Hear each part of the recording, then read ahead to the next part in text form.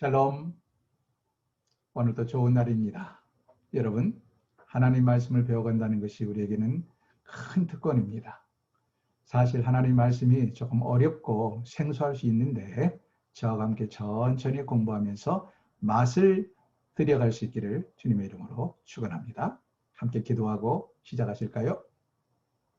하나님 아버지, 오늘도 좋은 날 주시고 하나님 말씀을 배울 수 있는 기회 주신 것을 감사합니다. 우리에게 지식의 영을 더하시고 지혜의 영을 더하여 주옵소서. 하나님 말씀이 하나하나 차근차근 잘 이해되게 하시고 우리의 머리에 잘 새겨지게 하셔서, 그리고 이 하나님 말씀이 늘 우리 삶 가운데 살아서 역사하셔서 우리의 삶을 주관하시고 다스리시고 우리를 옳은 길로 의의 길로 인도하는 생명의 양식이 되게 하옵소서. 일사옵고 예수님의 이름으로 기도하옵나이다. 아멘. 오늘은 야곱의 생애에 대해서 함께 공부하게 될 것입니다. 야곱은 사실은 해야 할 이야기가 참 많아요. 그래서 몇 시간을 하게 될지는 모르는데 아무튼 하는 데까지 계속해서 야곱의 생애를 배워나가겠습니다. 야곱은 지극히 인간적인 사람, 우리와 별다를 바 없이 시샘 많고 질투 많고 연약함도 많고, 그러나 야곱의 장점이 있는데요. 하나는 끈기. 그게 욕심이 됐든 야망이 됐든 그 끈기가 대단했고, 그리고 더 중요한 건 하나님이 그를 빚어가셨다. 하나님께서 그를 만들어 가셨다는 것이 너무 중요해요. 심지어 하나님께서 그를 우리말로 말하면 병신으로 만드는, 환도를 쳐서 그냥 허리 밑에 꼬리뼈를 쳐서 제대로 걷지도 못하는 그런 장애인으로 만들면서까지 하나님은 그를 다듬어 가셨습니다. 심지어는 그의 이름까지 이스라엘로 바꿔가면서 그를 다듬어 가셔서 결국 하나님께서 귀하게 쓰인 인물이 되었다 하는 이야기를 우리는 계속해서 살펴보게 될 것입니다. 자, 그럼 야곱에 대해서 출발합니다.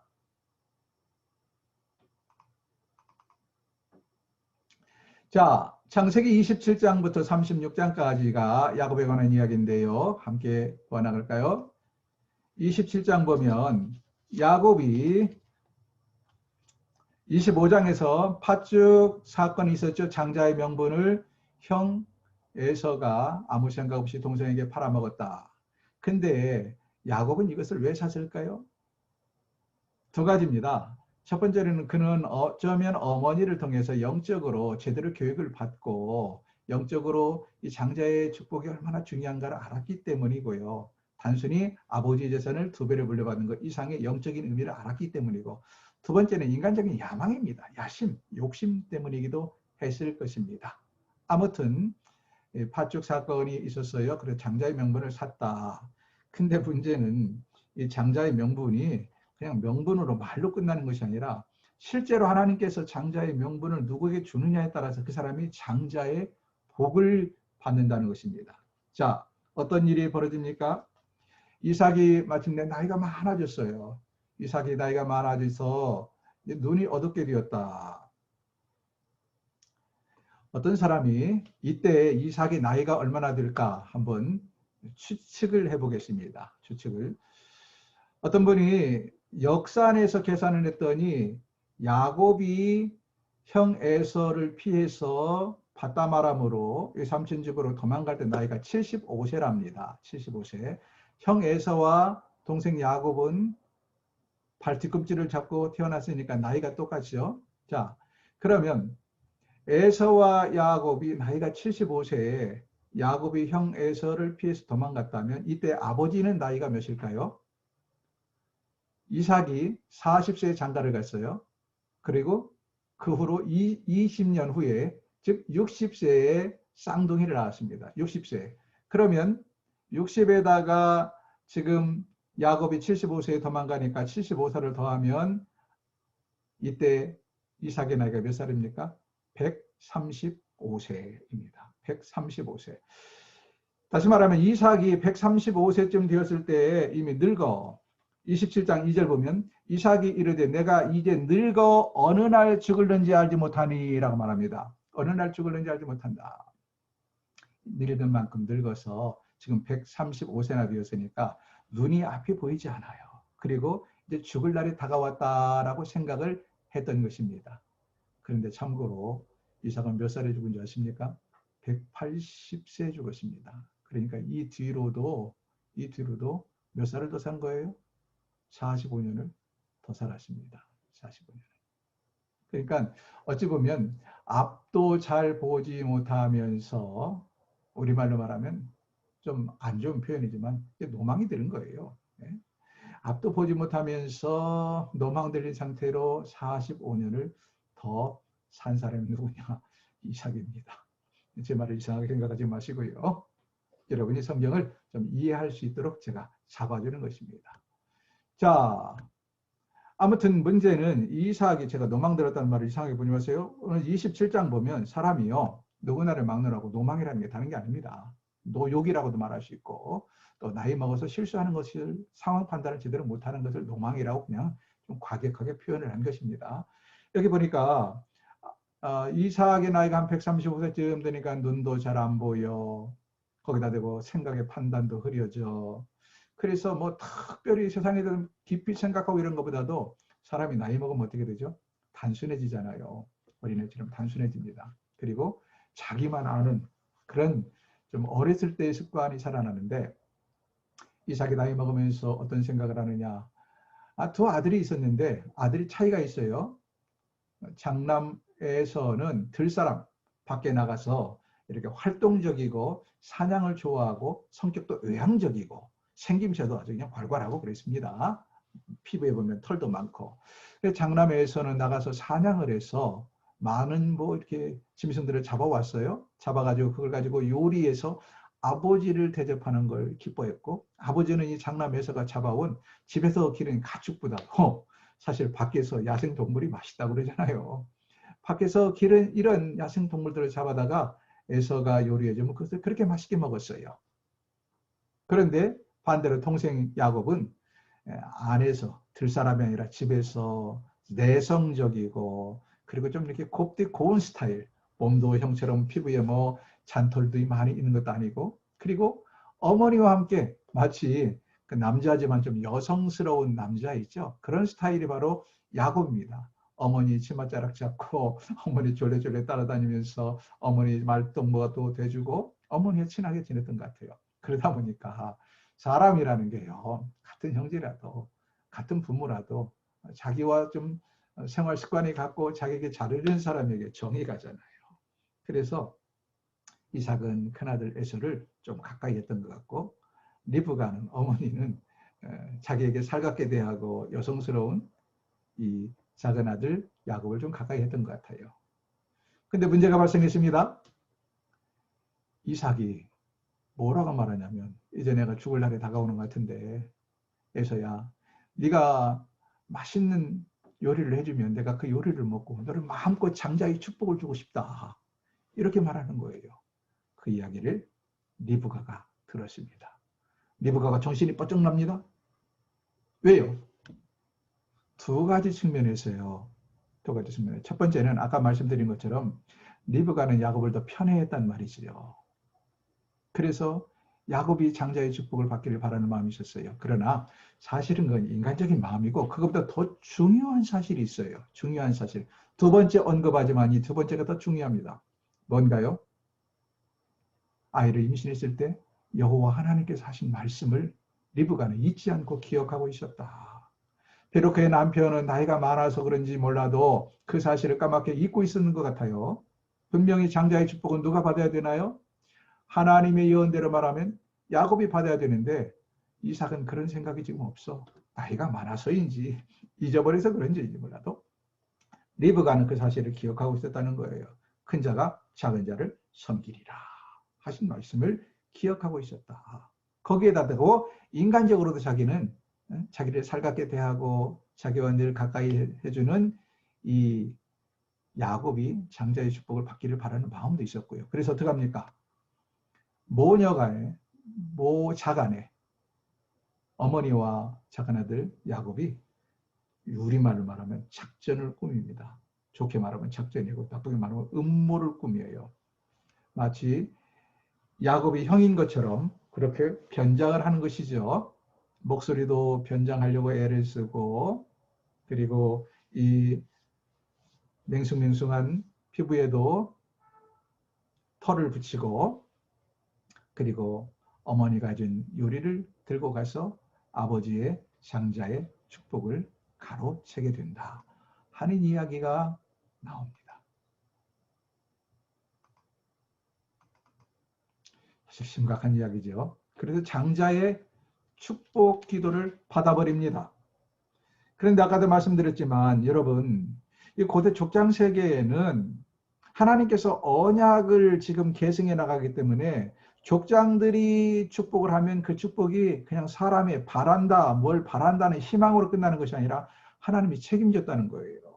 여러분, 노아 때도 보세요. 어떤 일이 벌어집니까? 사실 노아가 실수를 했어요. 술을 마시고. 그런데도 불구하고 함을 저주했더니 함이 저주를 받아버립니다. 그러죠? 그런데 여기도 지금 사실 정상적으로 이삭이 맨정신으로 맞아 하나님께서 야곱을 축복하라고 하셨어. 큰 자가 작은 자를 섬기라고 하셨어. 그래서 야곱을 축복한 게 아니거든요. 자기 욕심에 노욕에 노망이 들어서 먹고 싶은 음식 마음껏 먹고 앞을 못 보니까 이게 동생인지 형인지도 모르고 그냥 반 의심을 했지만 아니라고 그러니까 그를 끌어안고 동생에게 장자의 축복을 해버린 것입니다. 그러나 중요한 것은 하나님께서 책임지신다는 것입니다.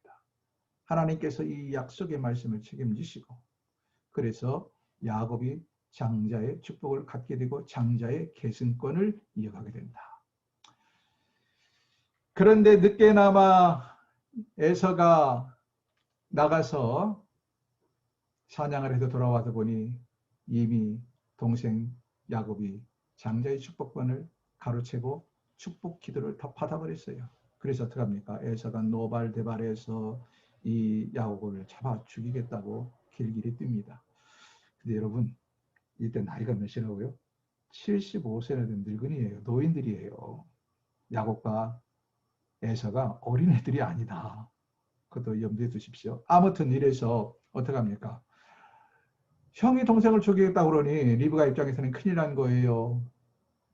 자기 욕심과 하나님의 뜻을 따라서 야곱이 장자의 축복권을 가로채기는 했지만 그래도 자기 뱃속에서 나온 형제인데 형제 간에 잘못하면은 이제 뭐가 벌어져요? 큰 싸움이 벌어지게 생긴 것입니다. 그래서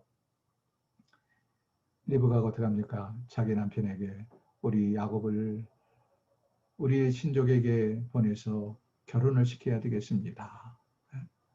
모르는 여자 이 지방 가나안 사람을 얻어오면 어떡합니까? 가서 큰아들이 가나안 여자를 얻어서 우리가 이렇게 마음이 아픈데 작은 아들마저 가나안 여자에게 장가들면 안 됩니다.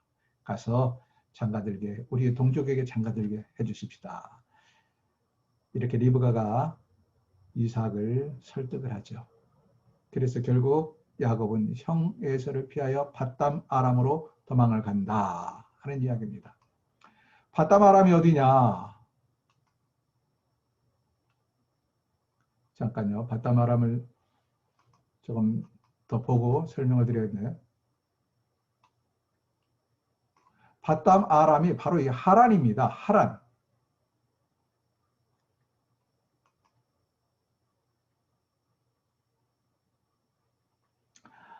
밧담 아람 하란으로 가는데 이제 이게 문제라. 고대 세계로 올라갈수록 지명이 자꾸 바뀌잖아요. 우리가 자꾸 머릿속에 혼동하는 것은 메소포타미아 지역, 그 다음에 여기 밧담 아람, 그 다음에 하란 이런 지명 이름들이 자꾸 나오거든요. 사실 정확하게 지금 여러분에게 규정해서 똑바로 설명할 수는 없어요. 그런데 대체적으로 보면 우리가 고양시를 예를 들어 볼까요? 고양시는 무슨 도에 속해 있습니까? 경기도에 속해 있고 경기도는 어느 나라에 속해 있어요? 대한민국에 속해 있죠. 대한민국, 경기도, 고양시 이렇게. 그러니까 메소포타미아가 일종의 대한민국에 해당합니다. 가장 넓은 지역을 가리키는 이름이고 지역명이고 그 다음에 밧담 아람은 그 메소포타미아 지역 중에 한 부분을 밧담 아람이라고 말한다. 경기도에 해당한다고 생각하시면 되겠습니다.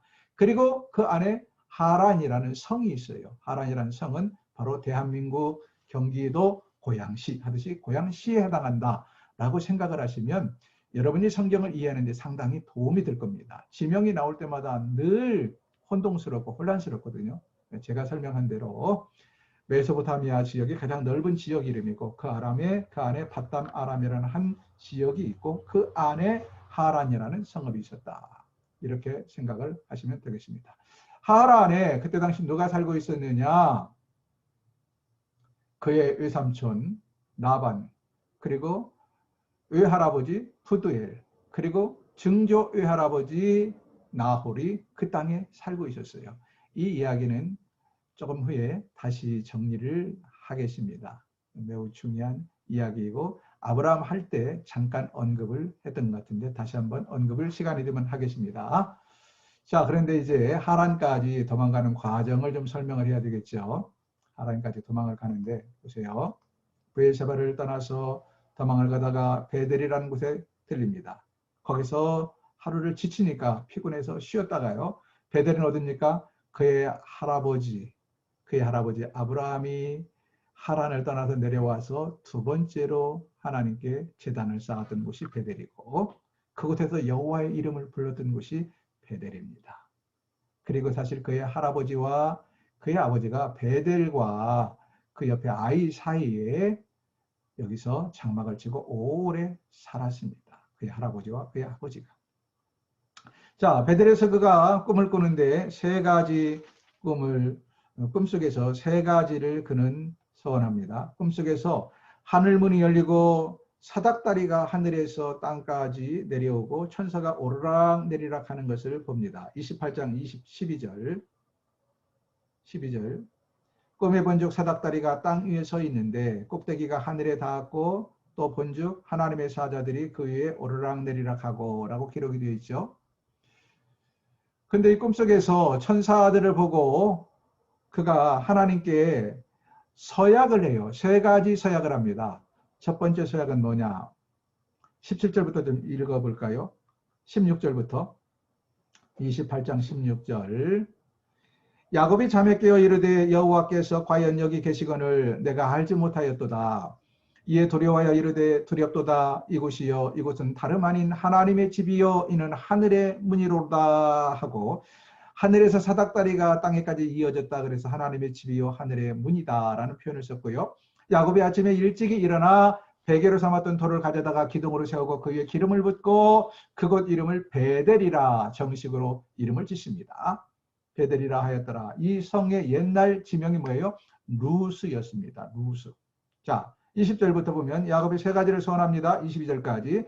야곱이 소원하여 이르되 조건이 있어요. 조건이 뭐냐? 하나님, 나와 함께 계셔서 내가 가는 이 길에서 나를 지켜주시고 먹을 떡과 입을 옷을 주시어 내가 평안히 아버지 집으로 돌아가게 하시오면 이게 조건이에요.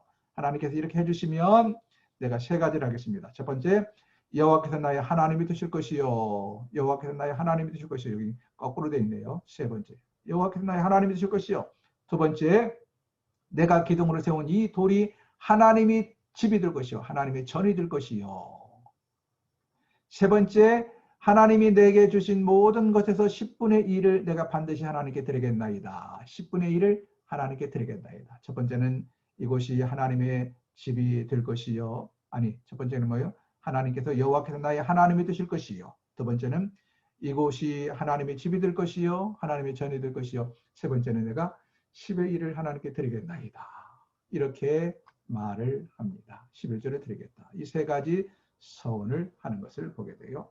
그리고 그가 마침내 그곳을 떠나서 세겜을 거쳐서 어디를 가게 됩니까?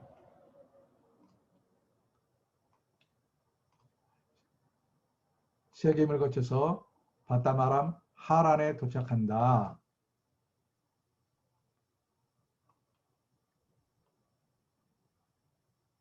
제 얼굴을 여러분에게 보여주려고 이게 힘드네요. 자, 이만큼 놓고.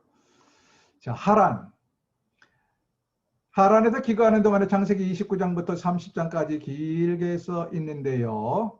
하란에 몇 년이 있게 되냐? 바담 아람 하란이라는 곳에 가서 장장 20년을 머무르게 됩니다. 7년 먼저 일을 해요. 그 다음에 또다시 7년 일을 하고 그 다음에 6년 일을 합니다. 왜 이렇게 나누느냐? 처음에 외삼촌 라반에게 도망가서 뭐 한두 달은 그냥 신세를 지고 있었겠지요. 근데 라반이 바라보니까 바로 돌아갈 사람도 아니고 돌려보낼 사람도 아니고 또 일을 성실하게 잘하고 또 자기의 혈육이고 또 자기 딸들을 좋아하는 것 같고 그래서 어떻게 합니까? 품삯을 정해라. 내가 너를 어떻게 그냥 공짜로 일을 시키겠느냐. 그래서 야곱이 그때 라헬 두 외삼촌 라반에게는 두 딸이 있었어요. 큰 딸 이름이 레아고 작은 딸 이름이 라헬입니다. 그런데 큰 딸은 좀 못생겼어요. 알력이 부족하다. 우리말로 말하면 눈이 침침했다. 그러면 어떻게 됩니까? 눈이 침침하면 사람이 인상을 찡그리게 되죠. 그러니까 별로 예쁘지 않았던 것 같아요. 반면에 라헬은 아주 예뻤어요. 옛날이나 지금이나 예쁜 여자 좋아하는 건 남자의 본성이다. 남자의 본능이다. 여러분, 아브라함도 예쁜 여자 사라. 야곱의 아버지 이삭도 예쁜 여자 리브가. 그러지 않았나요? 그래서 야곱이 어떤 유삼촌에게 어떤 제안을 하느냐면 내가 그러면 라헬을 위해서 7년 동안 일을 하겠습니다. 그러면 나에게 라헬을 주세요. 이렇게 말을 합니다. 그래서 라헬을 위해서 7년 동안 일을 합니다. 근데요, 여러분 7년 동안 이게 공짜 일한 게 아니라 사실은 이 고대 세계에서는 지금도 그런 풍습들이 남아있는 곳이 많이 있는데요. 노동력입니다. 이 딸들은 특히 목축업을 하고 농사를 짓는 데 있어서는 노동력이 절대적으로 중요한데 아내를 언도한다. 그래서 아내를 그 집에서 데리고 온다는 것은 그 집에 처가에 그만큼 노동력이 상실이 되는 겁니다. 그래서 그만한 뭔가를 보상을 해주는 거예요. 보상을. 그러니까 7년 동안 공짜로 일한 것이 아니라 레아를 아내로 얻기 위한 레아의 몸값이라고 생각하면 됩니다. 레아를 데리고 오기 위한 몸값이다. 이렇게 생각을 합니다. 그런데 참 우리가 배워야 될 것이 있어요. 이 야곱이 레아를 얼마나 사랑했는지 7년을 수일처럼 여겼다. 7년을 20절 보세요. 29장 20절, 29장 20절 이 정도는 사랑해야 됩니다. 한 목소리 읽어볼까요? 야곱이 라헬을 위하여 7년 동안 라반을 섬겼으나 그를 사랑하는 까닭에 라헬을 사랑하는 까닭에 7년을 며칠같이 여겼다. 7년을 수일처럼 여겼다. 7년을 그 고생하면서도 양을 치며 가축을 치며 고생하면서도 라헬을 아내로 맞이할 그 기대와 감격 때문에 그걸 고생으로 생각하지 않았다. 여러분 이 정도면 돼야 사랑한다고 말을 하죠. 여러분 아내를 얻기 위해서 어떤 대가를 지불하셨나요? 여러분 젊은이들이요. 적어도 한 사람을 사랑하는 사람을 얻기 위해서라면 이 정도는 열심을 내고 고생을 각오하고 헌신해야 되지 않겠나요? 자, 문제는 7년이 지났습니다. 그래서 야곱이 두근거리며 첫날 밤 신혼밤을 보내는데 그때는 불빛이 없었으니까 해 떨어지면 깜깜한 질 같은 어둠이죠. 첫날 신혼밤 첫날 밤을 보내고 아침에 눈 떠보니까 라헬이 아니라 그의 언니 레아였다는 것입니다. 기가 막힐 일이 벌어진 것 아닙니까? 아니 세상에 어떻게 이런 일이 벌어질 수 있나요? 그래서 자기 삼촌 라반에게 가서 따지죠. 나는 라헬을 달라고 그랬고 라헬인 줄 알고 첫날 밤을 치렀는데 왜 레아가 있습니까? 그랬더니 라반이 뭐라고 말합니까? 우리 고장 전통은 언니가 먼저 시집가는 것이지 동생이 먼저 시집가는 그런 전통은 없다. 사실 이것은 변명일 수도 있고 실제로 그런 관습도 있겠죠. 옛날에 우리나라도 그렇지 않습니까? 지금도 동생이 먼저 결혼하는 걸 꺼려하는 사람들이 많이 있잖아요.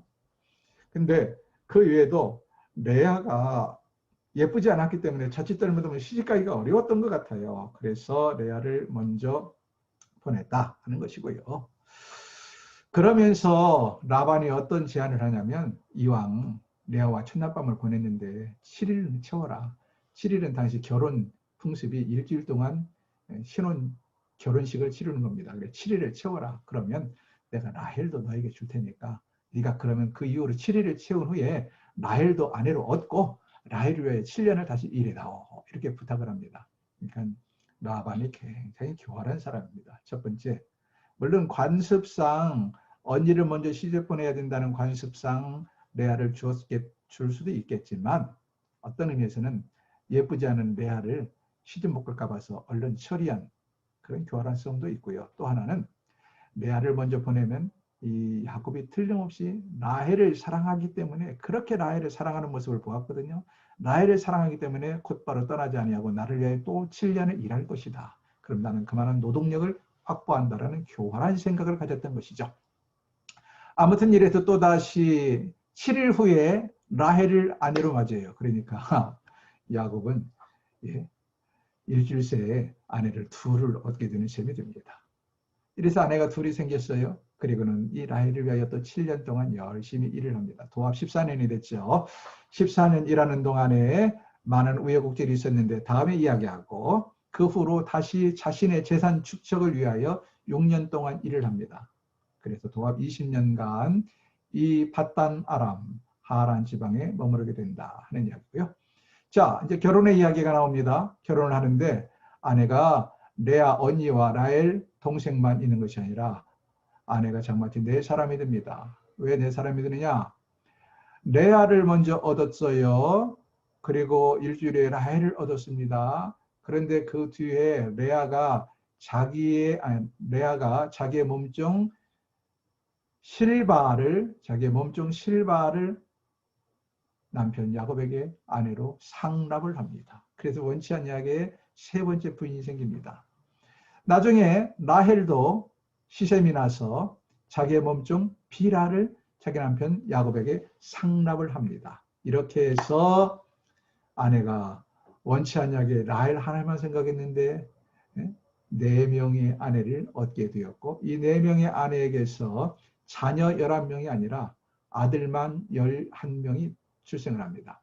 여기 있는 20년 동안에요. 나중에 돌아올 때 아들 하나가 더 나와서 12이 되고 여기 20년 동안 머무르는 동안에 아들만 11명, 기타 딸도 생깁니다. 딸은 빼놓고요.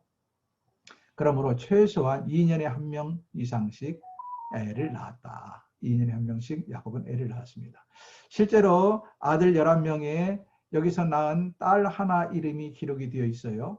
딸이 하나만 이름이 기록이 되어 있는데 제 생각은 아들 11명 낳는 동안에 딸 하나만 낳았을까 하는 그런 생각도 해봅니다. 그러나 성경에 써있지 않기 때문에 함부로 말할 수는 없어요.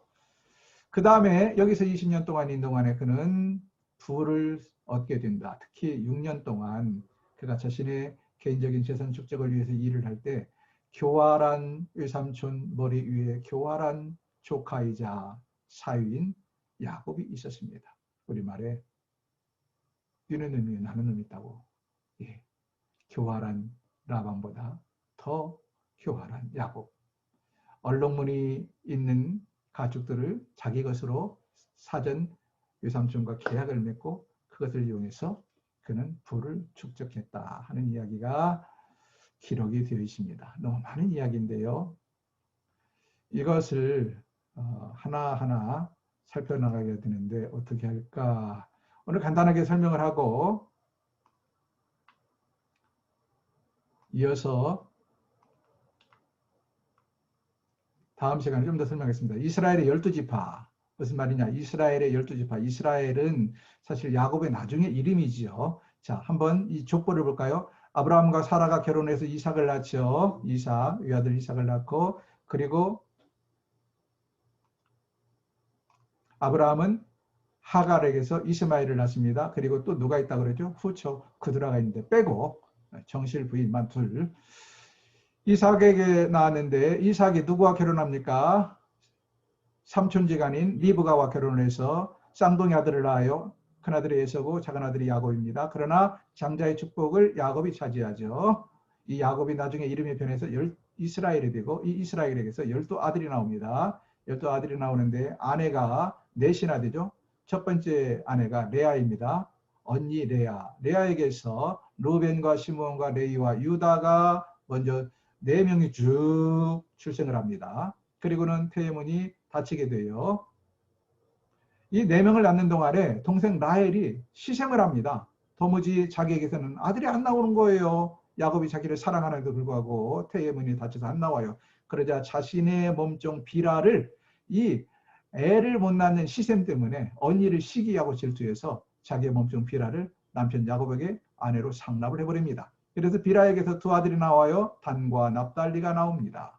그러다 이런 모습을 보며 레아도 또다시 시기와 질투합니다. 자기의 태의문이 다친 줄 알고 자기의 몸종 실바를 남편에게 상납을 해요. 이렇게 해서 야곱은 4명의 아내가 됩니다. 실바에게서 갓과 아셀이라는 두 아들이 나오게 됩니다. 레아의 태의문이 다친 줄 알았는데 하나님께서 사랑을 받지 못하는 레아를 긍휼히 여기서 야곱은요, 이 라헬만 사랑했던 것 같아요. 어쩔 수 없이 레아와 한방을 이루고 아내니까 뭐 거느리고 했지만 끝까지 라헬을 사랑하고 라헬을 좋아했어요. 이렇게 애 넷을 낳았음에도 불구하고 레아를 따뜻하게 사랑하지 않았던 것 같아요. 그래서 더 이상 애를 낳지 못한 줄 알았는데 알고 실바 범정까지 바쳐가면서 아들을 넷을 낳았는데 하나님께서 레아에게 은총을 베푸셔서 아들 둘이 또 탄생합니다. 이사갈과 스불린이라는 아들이 탄생하고 그 밑에서 딸 디나까지 출생을 하게 되었다. 자, 그 다음에 하나님께서 라헬을 늦게나마 태의 문을 여셔서 요셉이라는 아들을 줍니다. 11번째 아들이에요. 베냐민 나오는데 베냐민은 여기서 나온 게 아니라고 그랬죠. 베냐민은 나중에 20년 바다마람을 채우고 떠나서 나중에 귀국하는 길에 나오고요. 여기 있을 때는 11명의 아들 11명과 그리고 딸 디나 하나가 있었다. 딸이 디나 하나만 있는가는 정확하게 알 수 없지만 성경에 분명히 이름이 기록된 딸은 디나 한 사람이 나옵니다. 이렇게 해서 12명, 여기 1, 2번 번호가 쭉 있죠. 이 12아들이 생깁니다. 베냐민까지 12아들이 생겨요. 야곱의 12아들 이름이 여기 나와 있습니다. 야곱의 12아들, 이스라엘의 12아들과 12지파는 다릅니다. 자, 왜 다르냐? 나중에 요셉이 애굽의 총리 대신이 되고 아스낫이라는 제사장의 딸과 결혼해서 므낫세와 에브라임을 낳지요. 므낫세와 에브라임을 낳습니다. 그리고는 하나님께서 이 일을 맡길 때 레위는 이 계수에서 뺍니다. 레위. 그래서 레위에게는 분깃도 땅도 주지 아니하고 또 어떤 일을 시키지 아니하고 왜요? 성전에 관한 일을 시키기 위해서 레위가 빠져버립니다. 레위가 빠지니까 12아들 중에서 11명이 돼버리죠. 그러면 12지파를 만들기 위해서 12아들을 만들기 위해서 어떻게 하느냐? 요셉이 한 몫인데 요셉이 두 몫을 차지합니다. 그래서 므낫세와 에브라임 두 몫을 차지해요. 그래서 12지파라고 말할 때는 사실은 요셉이 빠지고 므낫세 지파, 에브라임 지파가 들어갑니다. 근데요, 성경에 요셉 지파라는 말은 안 나와도 레위 지파는 계속해서 나오거든요. 레위 지파. 이것이 이제 우리를 헷갈리게 만드는 거예요.